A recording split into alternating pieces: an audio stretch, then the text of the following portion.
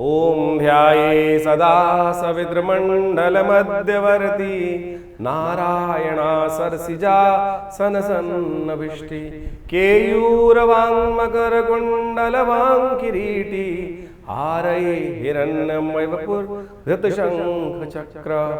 नमस्कार, स्वागत है आपका आचार्य वाणी में। मैं आचार्य डॉक्टर विक्रमादित्य आपके साथ हूँ और आज का विषय हमारा है कि धनु राशि वालों के लिए ग्रहों का योग सूर्य का परिवर्तन क्या कुछ करने वाला है आपके लिए। सूर्य हमारे इस सौरमंडल के राजा कहे जाते हैं। सूर्य नारायण हैं, साक्षात नारायण के अवतार माने जाते हैं और सूर्य का प्रभाव इस धरा पर हर कण कण पे पड़ता है। सूर्य के कारण से ही यहाँ जीवन है। सूर्य प्रत्यक्ष देवता कहे जाते हैं हमारे यहाँ। अब सूर्य परम उच्च स्थिति प्राप्त करने जा रहे हैं और आपकी राशि के दृष्टिकोण से भाग्य के मालिक हैं और वो जा रहे हैं आपके बड़े इंपॉर्टेंट भाव, बुद्धि वाले भाव में। पिछले 1.5 महीने से सूर्य जहां पर थे वो बड़े विचित्र स्थिति में रहे। सूर्य का परिवर्तन जो हुआ विशेष तौर पर, जो जहां रहे वो विशेष तौर पर पिछले 1 महीने में, तो वहां पर सूर्य के, शनि के कारण से, राहु के कारण से, पाप ग्रहों की युक्ति के कारण से सुख देने के योग नहीं बना पाए। साथ में बुध आदित्य का योग था, वो भी कहीं ना कहीं कष्टमय था।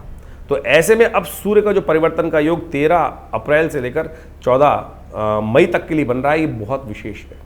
ये सूर्य का विशेष योग चल रहा है जो ये कई प्रकार के कष्टों को दूर करने का योग बनाएगा, बहुत महत्वपूर्ण भाग्य को उदय करने का योग बनाएगा।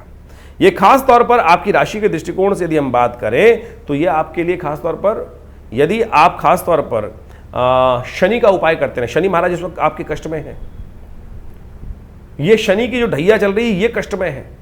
यदि इसका इलाज कर लिया तो सूर्य डेफिनेटली हमारे हिसाब से आपके लिए भाग्य उदय करने के योग बना पाएंगे। सारी ढैया ने, शनि की ढैया ने कष्ट के योग बना रखे हैं, खासतौर पर ध्यान रखें तो आप खासतौर पर। और ऐसे में आपकी राशि के दृष्टिकोण से आपको समझना चाहिए कि आप सूर्य जिस राशि में गए हैं वो है मंगल की राशि, और मंगल महाराज इस वक्त आपके गोचर में यदि समझें तो वो चल रहे हैं आपके अष्टम भाव में और सबसे कमजोर अवस्था में चल रहे हैं। ये ओवरऑल ज्योतिष जो है पूरे व्यापक रूप से देखने की आवश्यकता है। ग्रहों का योग आपकी राशि के दृष्टिकोण से देखें, कहाँ पंचम भाव, नवम भाव, यानी नवम भाव के मालिक सूर्य और पंचम भाव में एक तरह से बहुत सुंदर योग, इससे सुंदर योग बन नहीं सकता है। ये आपकी हर तरह से इंप्रूवमेंट देगा, लेकिन ये है कि यहाँ पर आपकी राशि में ढैया चल रही है शनि की, और आपकी सूर्य जिस राशि में गए हैं उस राशि के स्वामी जो हैं वो बड़ी कमजोर अवस्था में है, और ये सब योग बन रहे हैं भाग्य को जगाने के। लेकिन अब इन दोनों ग्रहों का उपचार आपको करना पड़ेगा।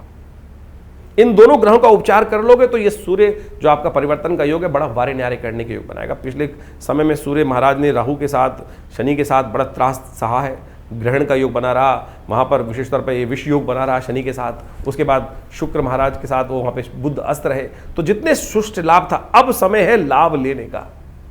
हम लाभ देने की बात बता रहे हैं, लेकिन आप समझें, आपको ये बात भी समझ में आनी चाहिए कि इन बाकी सब ग्रहों को आपने अगर नहीं देखा तो फिर सूर्य का केवल अकेला एक ग्रह पे थोड़ी प्रेडिक्शन समझ लेंगे आप। गोचर के दृष्टिकोण से ये क्या विचित्र प्रभाव योग आपकी राशि में बना हुआ है, इसका पूर्ण लाभ आपको समझने की आवश्यकता है।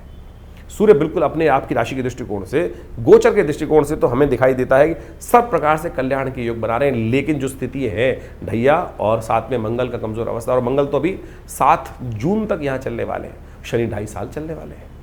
तो ऐसे में कई उपाय हैं। जिस समय में ये परिवर्तन हो रहा है वो परिवर्तन का योग भी बड़ा विशेष है। ये परिवर्तन हो रहा है खासतौर पर योग समझें कि 13 तारीख को बैसाख का महीना आरंभ हो रहा है। बैसाख की प्रतिपदा है। बैसाख अपने आप में बड़ा श्रेष्ठ महीना है, जिस महीने को भगवान कृष्ण ने अपना नाम दिया, माधव मास बोला जाता है उसको। इसका महात्मा कार्तिक से भी अधिक है। कहा जाता है समस्त तीर्थों का जल गंगा के समान पवित्र हो जाता है। ऐसे में कहा जाता है कि यदि बड़ी श्रद्धा से भगवान की उपासना कर ली जाए, इस महीने में कौन कौन से उपाय जो योग पड़ते हैं सोचें। वैशाख के महीने में भगवान परशुराम की जयंती, अक्षय तृतीया, भगवान के विभिन्न अवतारों का अवतरण दिवस, बुद्ध जयंती, सब सुंदर योग एक से एक के बाद एक पड़ रहे हैं। और इन सब महीनों में सबसे श्रेष्ठ महीना है ही माधव मास जिसको कहा जाता है। तो ऐसे में इसका लाभ लें, पुण्य जगाने का प्रयास करें। ऐसे में सूर्य जो है वो विश्व से पूरी तरह से डिपेंड करेगा इस वक्त ढैया के उपाय पर, शनि के उपाय पर, मंगल को ताकत देने पर, और इन दोनों का एक बड़ा सुंदर योग बन रहा है। यदि आप ठीक कर लें उसको तो मैं कहूँगा कोई और शायद आपने किसी तरह से समझ नहीं पाए हो, मेरे हिसाब से दिखाई देती है वो एक चीज़ दोनों के साथ सामान्य है, शनि को और मंगल को ताकत देने की, वो है हनुमान जी। आपकी राशि के दृष्टिकोण से इस वक्त एक नया विचार हम देने का प्रयास करें, शायद किसी ने दिया, शास्त्र कथा के अनुसार से हम बता रहे हैं आपको। हनुमान जी का और सूर्य का संबंध है बहुत विशेष, वो कथा शास्त्र में बताएंगे हम आपको। और दूसरी कथा शनि का भी हनुमान जी का संबंध है। और इस वक्त आपकी राशि के दृष्टिकोण से एक ही उपाय निकलता है, यदि आपने वो कर लिया तो ये 1 महीने में वारे न्यारे होने के योग बहुत सुंदर तरीके से भाग्य से बनते दिखाई दे रहे हैं। सेहत का ध्यान रखना भैया, और सेहत को ठीक करने के लिए भी यही रास्ता आपके लिए रहेगा। हनुमान जी को चोला चढ़ाओ, हनुमान चालीसा का पाठ करो, नित्यपति भगवान सूर्य को अर्घ दो। आपकी राशि के दृष्टिकोण से हम थोड़ा सा एक तांबे के लोटे में थोड़ी हल्दी दे लीजिए, और गंगा जल ले सके तो बहुत अच्छा है, नहीं तो साधारण जल भी ले लीजिए तो कोई दिक्कत नहीं है। और भगवान सूर्य को नित्यपति अर्घ दें। और ध्यान रखिएगा, सूर्य को अर्घ देते वक्त ऐसा समय हो कि सूर्य बिल्कुल आपके सम्मुख हो, क्षितिज पर सूर्य उदय हो। जब सिर पे आ जाए तब सूर्य को जल देने का कोई लाभ नहीं है, फिर प्रायश्चित करना पड़ता है। सूर्य को जल देते वक्त ध्यान रखना चाहिए कि जो सूर्य को आप जल दे रहे हैं वो आपके पैरों पे ना पड़े। वो जब तभी पड़ सकती, ऐसी स्थिति बन सकती है जब सूर्य हाथ बिल्कुल सामने की तरफ चले जाए। अगर आपके हाथ सिर के ऊपर जाएंगे, ऐसे देखते हुए सूर्य को जल दोगे तो क्या होगा, तो फिर सिर पे आके नहीं, सुबह उदित होते सूर्य को जल देना चाहिए। इसके ऊपर वैज्ञानिक विश्लेषण है, वो सब इस कार्यक्रम में हम आपको बताने वाले हैं। तो अभी ये समझ लीजिए, भगवान सूर्य का मंत्र ओम गणेश सूर्य आदित्याय नमः, ओम भास्कराय नमः, दिवाकराय नमः, इस मंत्र का जप करते हुए भगवान सूर्य को नित्यपति जल दें। और हनुमान चालीसा का पाठ, हनुमान चालीसा का पाठ, हनुमान जी को प्रसन्न करने का कोशिश ये करें, हनुमान जी को चोला चढ़ाएं। इस वक्त सब चीज़ें आपके हनुमान जी से संबंध रखती हैं, क्योंकि आपके ग्रहों का जो प्रभाव है वो बड़ा विचित्र है, विशेष है। ये सीधा साधा उपाय, हींग लगे ना फिटकरी, रंग चोखा हो, और देख लीजिए, समझ लीजिए, कर लीजिए, परिवर्तन का योग है। सबसे पहले तो हनुमान जी के संबंध समझें, ये आमतौर पर लोगों को पता ही नहीं है। हम शास्त्र से जो प्रमाणित जो चीज़ें हैं उनको ला के आपके समक्ष रख रहे हैं। और हनुमान जी की कृपा से देखिए, आपके सूर्य चमत्कृत प्रभाव, बुद्धि को ठीक रास्ते में डालने वाले आपके लिए प्रभाव उत्पन्न करेंगे। नहीं तो शनि का खेल फंस गए तो फिर कुछ नहीं कर पाओगे। सूर्य की कथा भी बड़ी विचित्र है, ये हम आपको समझाएं। सूर्य और हनुमान जी का एक संबंध है, सूर्य और हनुमान जी का एक ऐसा संबंध है जो मंगल, जो विशेष तौर पर सूर्य जिस राशि में अब जा रहे हैं वो मंगल की राशि है, और मंगल का संबंध तो हनुमान जी से है ही है। तो खास तौर पर ये संबंध आमतौर पे इस जो मेष राशि का संबंध होता है उसके इष्ट हनुमान जी माने जाते हैं, और वहीं सूर्य पदार्पण कर रहे हैं। एक बड़ी विचित्र कथा मिलती है हनुमान जी की, एक बड़ी कथा आपने सुनी होगी कि बाल्यकाल में हनुमान जी ने सुबह सुबह जब सूर्य को उदित होते हुए देखा तो उनको लगा कि वो क्या है, कोई फल है, और हनुमान जी ने कूद लगा दी उनको ग्रहण करने के लिए। और जैसे ही उसको खा भी लिया तो कहा जाता है कि समस्त विश्व में सूर्य का प्रकाश लोप हो गया, और ऐसे में कहा जाता है कि इंद्र उपस्थित हुए, इंद्र ने हनुमान जी पर प्रहार भी किया वज्र से, जिसके कारण से उनकी कथा विचित्र चलती है। तो कहा जाता है कि इस प्रकार की कथा जो है वो वास्तविक तौर पे इसका प्रमाण कुछ और शास्त्रों में कई जगह वर्णित किया गया है। तो एक बार जब बड़े हो गए तो वो खैर लंबी कथा चली, उसको लंबा करने का फायदा नहीं है। तो उसमें हनुमान जी जिस प्रकार से जब उनके हनुपे के ऊपर चोट की गई थी, तो हनुमान जी की जो हनु जो व्यवस्था बनती है उसी कारण से कई कथाओं में कई ऋषियों ने इस प्रकार से वर्णन किया है। फिर जब जिस प्रकार से कहा जाता है पूरे विश्व में वायुदेव को पता चला कि इंद्र ने इस प्रकार से प्रहार कर दिया, तो उन्होंने वायु का प्रकोप रोक दिया था, और उसके बाद फिर हनुमान जी को पुनः आशीर्वाद देकर पूर्वत किया गया इंद्र के द्वारा, और फिर इसी प्रकार कथा चलती रही। लेकिन एक बार जब हनुमान जी बड़े हो गए, तब कहा जाता है कि हनुमान जी स्वयं भगवान सूर्य के पास पहुंचे कि हम आपसे शिष्यत्व ग्रहण करना चाहते हैं। हनुमान जी के गुरु सूर्य ही हैं एक तरह से। सूर्य से जब शिष्यत्व ग्रहण पहुंचे तो सूर्य ने, कथा आती है, कई ऋषियों ने उसको बताया कि सूर्य ने देखा ये बच्चा पहचाना हुआ है। तो पहचान गए कौन है हनुमान जी, अरे तुमने तो बाल्यकाल में ही यहाँ पर हमको खा लेने का प्रयास किया था, तो अब तुम तो बड़े हो गए हो, तो अब तुमको शिक्षा देंगे तो हमको ही कहीं ना कहीं वास्तविक स्थिति खराब ना हो जाए।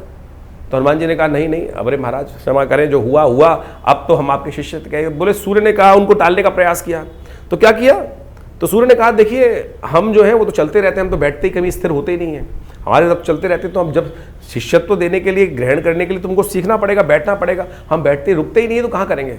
तो हनुमान जी ने कहा कोई बात नहीं, तो हम आपके साथ चलते चलते शिक्षा ग्रहण करेंगे। तो भगवान सूर्य ने फिर उनको टालने का प्रयास किया। तो कहा जाता है कि हनुमान जी का जो सूर्य का संबंध हम आप बताने का प्रयास कर रहे हैं, बहुत सुंदर संबंध है इन दोनों का आपस में। तो हनुमान जी ने कहा कि नहीं नहीं, जब साथ साथ चलोगे तो भगवान सूर्य ने कहा कैसे ग्रहण करोगे, एक साथ बैठ के थोड़ी, हम सामने बैठे हो, एक दूसरे सम्मुख बैठे होंगे तब तो शिक्षा ग्रहण होगी। तो बोले हनुमान जी हम साथ साथ चलेंगे आपके। बोले चलते चलते तो हमारी तो पीठ करके चलोगे तो फिर कैसे शिक्षा मिलेगी, शिष्य को तो गुरु की तरफ दिखना चाहिए। तो बोले आप सीधे चलिएगा, हम उल्टे चलेंगे। तो कहा जाता है कि हनुमान जी ने जब भगवान सूर्य से शिक्षा ली है, इतने भक्त बनकर ली है कि वो उल्टे चलते थे, पैर पीछे चलाते थे और सूर्य उनको शिक्षा देते थे। यानी हनुमान जी का संबंध बहुत मधुर संबंध है सूर्य के साथ। तो सूर्य भगवान की कृपा हनुमान जी पर अद्भुत रूप से बरसती है। तो आप जो इस वक्त मंगल की राशि में भगवान सूर्य पदार्पण कर रहे हैं, बड़ा विशेष रहने वाला है। और लेकिन समस्या यह है कि मंगल इस वक्त सबसे कमजोर स्थिति में है, तो मंगल को ठीक करने के लिए एक दिव्य उपाय आप अवश्य करने का प्रयास करें, हनुमान चालीसा का नित्यप्रति पाठ। ये पाठ यदि आप करेंगे ना, तो सत्य माने कि हनुमान जी की भगवान सूर्य आप पर अवश्य कृपा करेंगे। सूर्य साक्षात नारायण ही तो है, हमारे यहाँ स्वयं नारायण सूर्य भगवान माने जाते हैं। तो कोशिश ये करें इस उपाय को। और सूर्य का संबंध बहुत बड़ा है, बहुत वृहद वर्णन शास्त्र मिलता है, हमारे प्रत्यक्ष देवता कहे जाते हैं। देखिए संवत 2082 है ना, ये विशेष तौर पर बड़ा विशेष महत्व रखता है। सनातन पद्धति के अनुसार से, हमारी संस्कृति के अनुसार से, जो चैत्र की प्रतिपदा होती है शुक्ल पक्ष की, उस दिन से नया संवत आरंभ माना जाता है। और उस दिन जो वार पड़ता है, उस दिन उस ग्रह को उस विशेष तौर पर वर्ष का राजा मान लिया जाता है। तो इस बार संवत 2082 जो है उसके राजा भी सूर्य है। और बड़ी विचित्र स्थिति है कि इस बार मंत्री पद भी सूर्य को ही प्राप्त है। राजा का सूर्य पद प्राप्त करना, सूर्य को यदि राजा पद प्राप्त हो जाए तो बड़ा श्रेष्ठ माना जाता है। कीर्ति, वृद्धि, यश, समस्त रूप से वृद्धि के बढ़ने के योग बन जाते हैं। समस्त सृष्टि के अनुसार से बड़ा अच्छा योग बनता है, बड़ा अच्छा पावन लाभ का योग बनता है, बड़ा सुंदर माना जाता है। लेकिन इस बार कारण है कि इस बार जो राजा भी सूर्य है और मंत्री पद भी सूर्य के पास है। ये बड़ी सोचने की बात है। देखिए हमारे यहाँ एक परंपरा है, मंत्री पद किसको मिलता है? मंत्री वो होता है जो राजा को सही दिशा दिखाए, विचार विमर्श हो।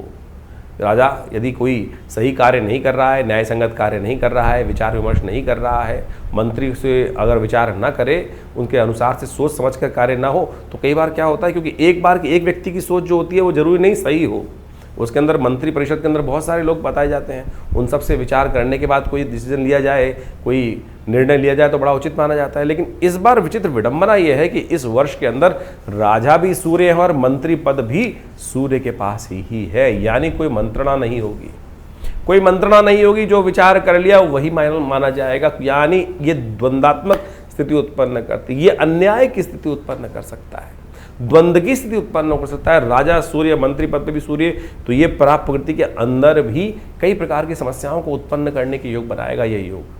खास तौर पे ये इस योग के कारण से क्या होगा, क्लैश बढ़ेंगे, अननेसेसरी द्वंद्व उत्पन्न करने के योग बनेंगे, अननेसेसरी लोगों के साथ आपस में मतभेद उत्पन्न होंगे। भी आप देखें क्या प्रभाव हुआ, ये सूर्य के राजा पद प्राप्त करने से क्या हुआ, अमेरिका ने, अभी ट्रम्प साहब ने एक रूल निकाला कि भाई हम टैक्स बढ़ाएंगे, और पूरे विश्व पे उन्होंने बिना मंत्रणा के, बिना सोचे समझे, यानी विशेष किसी तरह करे हुए पूरे विश्व को थोप दिया।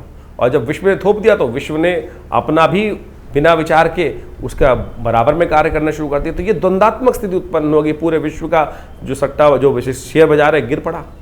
तो क्या प्रभाव था, ये इस प्रकार के द्वंद्वात्मक स्थिति, यानी जो जो अपने आप को राजा बनकर बैठे हुए हैं वो ऐसी स्थिति में आ जाएंगे, बिना विचार के किस प्रकार के योग बनाएंगे। और सूर्य राजा होने के कारण से पूरे विश्व में, मंत्री पद भी सूर्य के होने के कारण से पूरे विश्व में गर्मी का भयावह स्थिति पूरे विश्व को पड़ने वाला है। और साथ साथ ऐसे में ग्रह योग को प्रभाव समझ लें कि सूर्य जो राशि परिवर्तन करने का योग बना रहे हैं, सूर्य किस में चल रहे थे, मीन राशि में इससे पहले चल रहे थे, और मीन राशि से निकलकर सूर्य जो है वो आ रहे हैं अब उच्च की राशि में, मंगल की राशि में आ रहे हैं। और मंगल की राशि में चलते हुए सूर्य का प्रभाव भी बड़ा विचित्र पड़ने वाला है।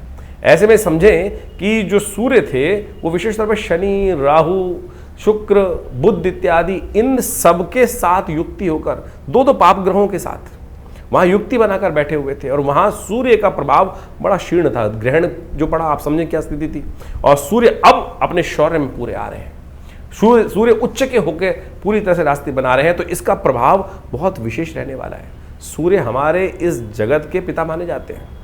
सूर्य विशेष तौर पर हमारी राशि के दृष्टिकोण से देखा जाए तो वैसे ही वो राजा पद प्राप्त करते हैं, और सूर्य प्रत्यक्ष देवता माने जाते हैं हमारे यहाँ। सूर्य का दर्शन नित्यपति होना ही है, और इस जीवनी का संचार, शक्ति का संचार करते हैं। तो ऐसे में सूर्य को बल तो पूरा है, लेकिन आपकी राशि के अनुसार से जो आपने अभी प्रभाव समझा वो प्रभाव भी आपके ऊपर पड़ने वाला है। ऐसे में सूर्य के बल को अपने लिए ठीक करने के लिए देखिए, एक बात और समझ लें, पुनः इस बात को समझ लें कि सूर्य किस राशि में जा रहे हैं। सूर्य मेष राशि में पदार्पण कर रहे हैं। सूर्य उच्च के मेष राशि में होते हैं, मंगल की राशि है, और इस वक्त गोचर में आप यदि समझ के चले तो 7 जून तक उस राशि के जो स्वामी हैं वो शीर्णस्थ अवस्था में है, वो बड़े कमजोर अवस्था में है। वो एक जलीय राशि में जाकर, चंद्रमा की राशि में जाकर बैठ गए हैं और वहां उनकी सबसे कमजोर स्थिति है। तो यानी ऐसे में क्या होगा, दुस्साहसपूर्ण कार्य करने के विश्व में कई लोग कार्य कर सकते हैं। जो हमने कहा द्वंद्वात्मक स्थिति देखी, ऐसे में मंगल की स्थिति खराब चल रही है, तो ये स्थिति ग्रहों की जो है वो ठीक नहीं है और बहुत ज़्यादा परिवर्तन का योग चल रहा है। तो ऐसे में खास तौर पर हमको बहुत सारे उपायों की खास जरूरत पड़ेगी। ऐसे में बहुत बुद्धिमानी के हिसाब से आपके ग्रह जिस प्रकार का प्रभाव आपके ऊपर उत्पन्न करते दिखाई दे रहे हैं, ज्योतिष के दृष्टिकोण से ये सब चीज़ें बहुत महत्व रखती हैं। और इन सब चीज़ों को यदि हम समझें कि राहु के साथ यदि सूर्य का स्थिति चल रही थी, उससे निकलकर सूर्य यहाँ पर परिवर्तन का योग बना रहे हैं, तो क्या कुछ आपकी राशि से प्रभाव जो आपने समझा, तो उसके साथ साथ कुछ अवश्य उपाय करने का प्रयास करें। सबसे श्रेष्ठ जो है वो गायत्री का जप है, मंत्र का स्मरण है, मंत्र का अर्घ देना भगवान सूर्य को। लेकिन आज समस्या क्या है कि लोगों को अर्घ देना भी सूर्य को नहीं आता। इसके ऊपर वर्ल्ड में, विश्व में अनेक रिसर्च होनी अब शुरू हुई। एक जर्मन साइंटिस्ट, हमारे यहाँ तो बड़ी सुंदर तरीके से हमारे ऋषियों ने उसका प्रभाव बताया ही है कि सूर्य को जल किस प्रकार से देना चाहिए। जल में खड़े होकर, पहले सूर्य की व्यवस्था रहती थी कि जल में खड़े होता था व्यक्ति, और स्नान करने के उपरांत हाथ को लोटा तांबे का लोटा लेकर सिर के ऊपर से उसको रखता था इस प्रकार से, और फिर वो जल वहाँ अंजुलियों से निकलता हुआ, तांबे के लोटे से गिरता हुआ वो जल उसमें डाला जाता था, और उस पड़ते हुए जल के बीच में से नेत्रों से भगवान सूर्य का दर्शन करने की आज्ञा थी।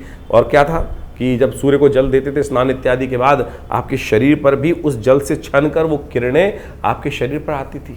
और साथ साथ उसको विधान शास्त्र में बताया गया है कि सूर्य को जल देते वक्त अकेला जल ना दे कभी, उसमें आप अनेक प्रकार की औषधियां डालने का वर्णन है। विशेष तौर पर, साधारण तौर पर शास्त्र में वर्णित है कनेर का पुष्प और रोली। कहा जाता है कि विश्वकर्मा जब अनादिकाल में सूर्य के प्रकाश को कम करने के लिए उसको खोदना आरंभ किए, तो उस खोदने से जो सूर्य को जो पीड़ा हुई, उस पीड़े को शमन करने के लिए जो कनेर का पुष्प औषधि के रूप में और हल्दी से बनी हुई रोली जो होती है, हल्दी में नींबू डाल देंगे तो रोली बन जाएगी, और उसको उसमें औषधि के रूप में डाल दी जिससे उनका ताप कम हो, उनका जो खोदने से पीड़ा हुई वो कम हो, इसलिए ये विधि बनाई गई। लेकिन वास्तविक तौर पर सूर्य को जल केवल अर्घ जो है वो केवल जल से नहीं देना चाहिए। विभिन्न मंत्रों का उपयोग, जैसे यही सूर्य सहस्त्रांशु तेजो राशि जगतपते अनुकंपाय मां भक्ता गण रम दिवाकर, ये भारतीय संस्कृति की परम सुंदर स्थिति है कि हमारे यहाँ जो जो परिपाटियाँ बनाई गई उनका कहीं ना कहीं वैज्ञानिक विश्लेषण, और एक जर्मन साइंटिस्ट ने हमारे यहाँ तो ये बुद्धि बना दी, इसका वैज्ञानिक विश्लेषण तो उपस्थित है, लेकिन हमारे यहाँ संत महात्माओं की बात सुनता कौन है? उनकी बात तो कपोल कल्पित कल्पना के रूप में कर दी जाती। लेकिन जर्मन के साइंटिस्ट ने बहुत वर्ष पहले हेल्थ मैगजीन में एक आर्टिकल छापा कि जो हिंदुस्तान के अंदर, भारत के अंदर जो जल देने की सूर्य की परंपरा है वो प्योरली साइंटिफिक है, और उसके जब सिर पे से ऊपर से जल पड़ता है तो उसमें से एक प्रकाश की विशेष पराबैंगनी किरणें जो होती हैं वो आपके शरीर पर पड़ती हैं, और वो शरीर के अंदर जब आप स्नान करके आते हैं तो शरीर वहाँ होता है, तो उसमें वो जो किरणें हैं आपके शरीर पर हेल्थ को एक पॉजिटिव जो प्रभाव उत्पन्न करने का सुंदर रास्ता बनाती हैं।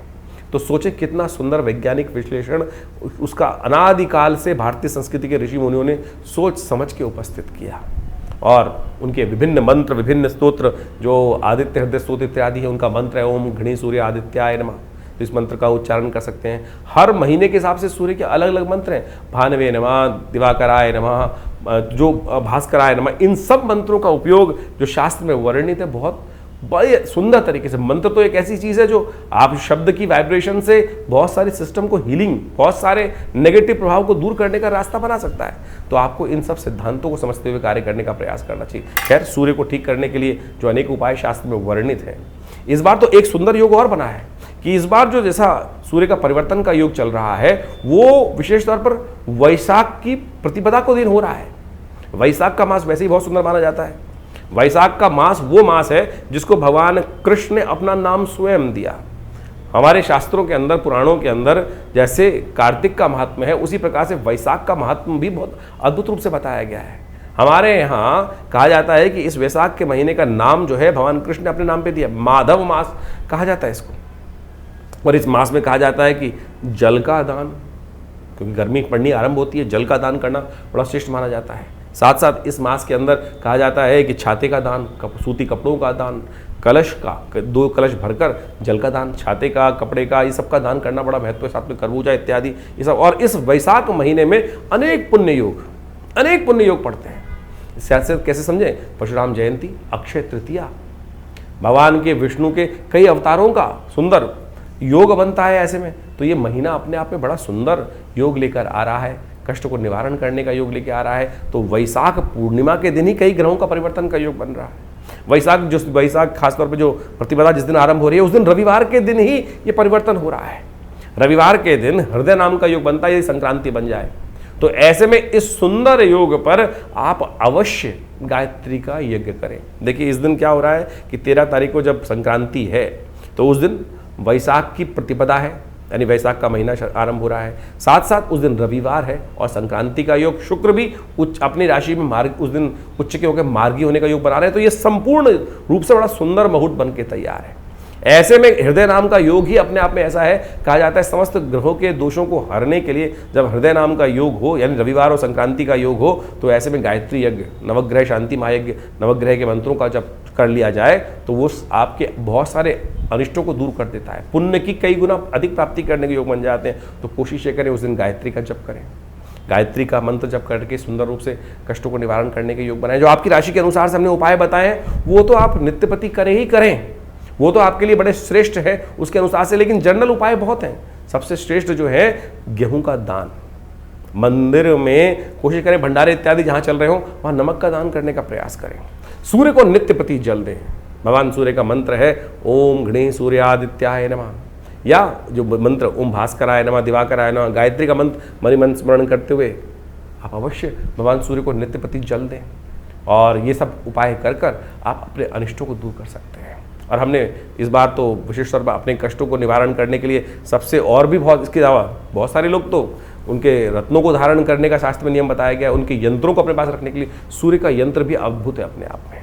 सूर्य का यंत्र सिद्ध करवा के, सूर्य के मंत्र से 6000 जप करवा के यदि आप रख लें किसी की व्यक्ति की कुंडली में, यदि सूर्य खराब है, या हाथ के अंदर भी आप समझ सकते हैं। जन्मपत्री में बहुत सारी बात चीज़ अगर नहीं समझ में आ रही है किसी को, यदि हाथ के अंदर जो सूर्य का ये जो उंगली है, इसके अंदर ये जो तीर्थ है ये सूर्य तीर्थ माना जाता है। इस सूर्य तीर्थ में सूर्य की लाइन पड़ी हो तो ये अपने आप में पॉजिटिव ग्रहण माना जाता है। यदि सूर्य का जो पर्व है जो विशेष तौर पर है वो कहीं ना कहीं, जो इसको पर्वत बोला जाता है, वो कहीं ना हिला हुआ है तो सूर्य आपका नेगेटिव है। और सूर्य यदि नेगेटिव कुंडली में हो जाए तो कीर्ति के योग खत्म कर देता है, यश के योग खत्म कर देता है, कलंक लगाने के योग दे देता है। तो ऐसे में सूर्य को ठीक कैसे किया जाए तो उनके उपाय है नित्यपति भगवान सूर्य का स्मरण, नित्यपति भगवान सूर्य का दर्शन, नित्यपति गायत्री का जप। अपने आप में इतने सुंदर उपाय हैं, यदि आप नित्यपति करें तो सूर्य का कैसे भी नेगेटिव प्रभाव हो वो दूर होने के अद्भुत योग बन जाएंगे। ये गोचर का प्रभाव है विशेष तौर पर सूर्य का, तो इसको अवश्य ठीक करने के लिए रास्ते बनाएं। और ये गोचर का प्रभाव तो है ही, साथ में अपनी जन्मपत्री को भी समझने का प्रयास करें। तो हमने आपके गोचर के अनुसार से इस मास में सूर्य का परिवर्तन किस राशि में किस प्रकार का होगा वो तो आपको समझाइए, लेकिन सबसे आवश्यक ये है कि अपनी जन्मपत्री को पूरी तरह समझें, क्योंकि आपकी जन्मपत्री ही मूल है। उसके अंदर किस प्रकार का ग्रह योग बना हुआ है, कैसे स्थिति बनी हुई है। जैसे आप एक बात माने कि विभिन्न प्रकार के, एक बहुत बड़ा क्षेत्र है, एक बहुत बड़ी सिटी है, वहाँ बारिश हो रही है और वहाँ अलग अलग प्रकार के खेत हैं। उस पानी के कहीं उपयोग, जो बारिश हो रही, वृष्टि हो रही है, वो कहीं के लिए लाभदायक है, कहीं के लिए नुकसानदायक है। आप समझो किसी ने कहीं स्थिति है, कहीं नया मकान बनाया है किसी ने और वहाँ बारिश आ गई तो सब पलस्तर झड़ जाएगा। किसी ने नई रोड बनाई है, अभी कच्ची रोड है और उस पर अभी बारिश हो गई तो क्या होगा, सब दाने पड़ जाएंगे। किसी ने अभी भी लेंटर डाला है, किसी ने अभी भी खेत, अभी फसल तैयार खड़ी है और वहाँ वृष्टि हो जाए तो क्या होगा, उसका भाग्य बदल जाएगा, कष्ट हो जाएगा, सारे के सारे नुकसान के योग बन जाएंगे। वहीं किसी के भी पेड़ छोटे हैं और उस पर वृष्टि हो जाए तो बहुत सुंदर योग बन जाएगा। तो यानी हर एक का भाग्य अलग अलग है। आपकी मूल जन्मपत्री बताएगी कि आपके ग्रह योग किस प्रकार के और ये जो गोचर का प्रभाव उस पर किस प्रकार का पड़ने वाला है, वहाँ कौन सी स्थिति कब अच्छी है कब खराब है। तो इसलिए ज्योतिष को अच्छे से समझकर उसके लाभ सही से लेकर आप अपने जीवन को आगे बढ़ाने का प्रयास करें। हमारा ये संस्थान विवेकानंद योगाश्रम लगातार आपके साथ बहुत सारे शोधों को आपके समक्ष रखता रहता है। और जैसा हमने कहा कि बहुत सारे उपाय भी करने के लिए बताया हमने वर्णन आपको। बहुत सारे लोग नग ही नग बेचे चले जा रहे हैं आजकल। ज्योतिष का दुकान जो है वो नगों की बन गई है आज की तारीख पे आमतौर पे, या कुछ और। ज्योतिष के अंदर कोई ज़रूरत नहीं है आपको एक भी पैसा खर्च करने की। मैं आपको एक मुद्रा बताता हूँ। आपके हाथ में ये 5 उंगलियां हैं, ये हर एक प्रकार से, ये बृहस्पति की, ये शनि की, ये सूर्य की, ये बुध की, और इस प्रकार से ये विभिन्न तीर्थ हैं, अलग अलग उनके स्थान बताए गए हैं। तो मुद्राओं के द्वारा बहुत, सूर्य यदि आपका खराब चल रहा है, क्रोध बहुत जल्दी आता है, कीर्ति नहीं मिलने के योग बन रहे हैं, तो ये सूर्य की मुद्रा है। यानी ये सूर्य की मुद्रा को अंगुष्ठ के अग्रभाग से लगा देने से ही ये सूर्य की मुद्रा बन जाती है। इसको नाम ही सूर्य मुद्रा है। इस मुद्रा का अभ्यास यदि नित्यपति करे तो सूर्य का कैसे भी नेगेटिव इफेक्ट हो, और इसी मुद्रा को करते हुए यदि सूर्य का मंत्र जप कर लिया जाए तो क्या होता है कि आपके सूर्य की शक्ति बढ़ जाएगी, नेगेटिविटी उसकी कम हो जाएगी। सूर्य का बल, सूर्य की कीर्ति आपकी कुंडली में अद्भुत रूप से नेगेटिव प्रभाव को दूर करने के लिए ये मुद्रा अद्भुत रूप से कार्य करेगी। अब माणिक पहनने से कोई नुकसान नहीं है, आप समझे। माणिक अगर असली मिल जाए तो क्या लाभ ही लाभ देगा, लेकिन क्या इतनी क्वांटिटी में क्या किसी भी माइन से वो माणिक निकल रहा है? पुराने जमाने में कहावत थी कि माणिक पन्नों की दलाली में हीरे का धंधा हो जाता है। तो आज की तारीख में तो हर दूसरा आदमी एक माणिक, एक अंगूठ, पुखराज पहन के घूम रहा है। क्या वो लैब में तैयार हो रहे हैं या वो कहीं और बन रहे हैं? तो हम यहाँ विरोध नहीं कर रहे हैं रत्नों का, हम ये कहना चाह रहे हैं कि आप सत्य को पहचानें। इसलिए जो शास्त्र में हमारे यहाँ दान का, पुण्य का, औषधियों का ये जो उपाय बताए गए हैं उनको धारण करने का प्रयास करें। बिल्वपत्र धारण कीजिए। बिल्वपत्र का संबंध सीधी तरीके से सूर्य के साथ ही है। नित्यपति भगवान पर बिल्वपत्र अर्पित करना ये सूर्य का अद्भुत उपाय है। रोली का तिलक अपने माथे पर इस उंगली से लगा देना ये सूर्य का एक अद्भुत उपाय है। इसको करने का प्रयास करें। आप थोड़ा सा रोली को हल्का सा जल में डाल दीजिए और उससे स्नान कर लीजिए, ये भी सूर्य का ही उपाय है। तो हमारे यहाँ मंत्र जप, औषधि का उपयोग, दान और यज्ञ, यही शास्त्र में सबसे श्रेष्ठ उपाय बताए गए हैं। तो इसके अनुसार से जो भी आपको हम कह रहे हैं तो आप उसको अवश्य अनुसरण करने का प्रयास करें। बड़ी सरलता से भगवान आप पे प्रसन्न होंगे, कष्ट आपके निवृत्ति का योग बनेगा। और ये सूर्य आपकी कुंडली में जो बदल के आ रहे हैं, सूर्य उच्च के होने जा रहे हैं, ये आपके लिए किस प्रकार का प्रभाव हमने जो बताया आपको, उसको सीधी तरह समझकर अपनी जन्मपत्री के अनुसार उसका प्रभाव समझें। और हमारे यहाँ विवेकानंद योगाश्रम में हमने एक विशेष यज्ञ की व्यवस्था कर रखी है। हर रोज़ वैसे तो 8 घंटे यज्ञ होता है हमारे दिल्ली के विवेकानंद योगाश्रम पीताम्बरा पीठ के अंदर, जो भगवती का श्री विग्रह यहाँ पीताम्बर पीठ के अंदर विद्यमान है। भगवती का चमत्कारिक श्री विग्रह जो मुल्तान से आज से 500 साल पहले स्थापित किया गया और 1947 में हमारे आश्रम पर पधारा।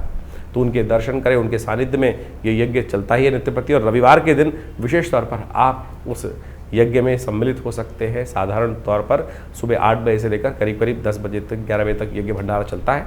तो उसमें आइए। हर रविवार को हमने एक नवग्रह शांति महायज्ञ की सुंदर व्यवस्था है। और इस दौरान तो विशेष तौर पर सूर्य के नेगेटिव प्रभाव को दूर करने के लिए और सूर्य की शक्ति को बढ़ाने के लिए, क्योंकि सूर्य, हमने आपको समझाया कि कैसे मंत्री और राजा पद दोनों प्राप्त करने के कारण से किस प्रकार के द्वंद्व की स्थिति पूरे विश्व में बनती दिखाई दे रही है। जो बड़े बड़े मठाधीश हैं, बड़े बड़े राजा हैं, वो यही सोचेंगे मैं जो कर रहा हूँ वही ठीक है। और एरोगेंसी बढ़ाता दिखाई दे रहा है सूर्य इस बार। और इस एरोगेंसी के कारण से बेचारे सीधे साधे लोग बहुत पिसते दिखाई देंगे। आपके भाग्य में जो लिखा है वो आपने समझा, और उसको ठीक करने के लिए आप जो ये उपाय बताए जा रहे हैं इनको करें, और अच्छे से करेंगे तो लाभ प्राप्त होगा।